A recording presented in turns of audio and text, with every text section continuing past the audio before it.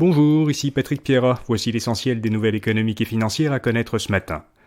Loblaw et Metro ont chacune annoncé un gel de certains prix pendant plusieurs mois.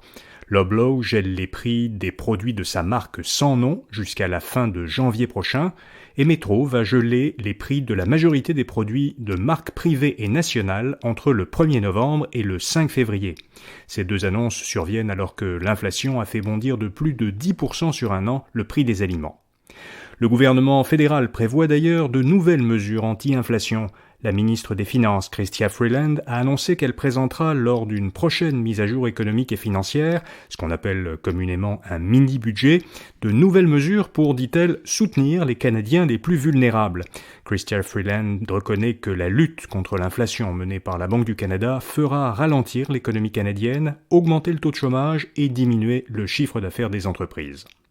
La Banque du Canada, justement, a publié les résultats de sondages auprès de consommateurs et d'entreprises qui montrent que ces deux groupes ont des visions très différentes de ce qui nous attend dans les 2 prochaines années.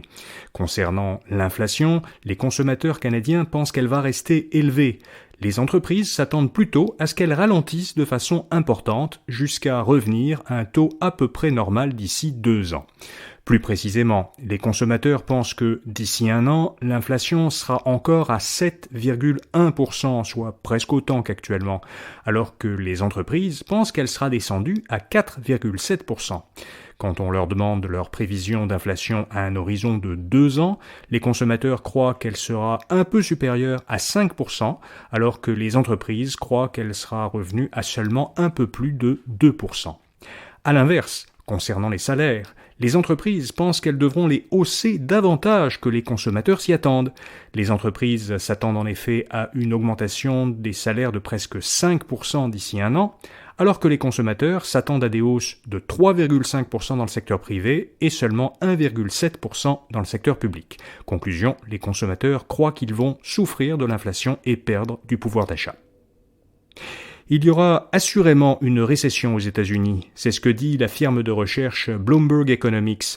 Elle estime à 100% la probabilité qu'une récession se produise aux États-Unis dans les 12 prochains mois. Pourtant, la firme n'évaluait le risque qu'à 38% en juillet dernier.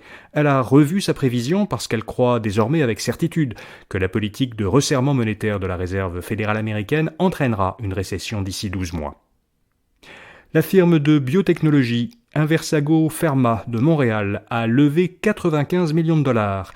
Elle prévoit d'utiliser une partie de cette somme pour mener des essais cliniques sur un médicament contre l'insuffisance rénale chez les personnes diabétiques.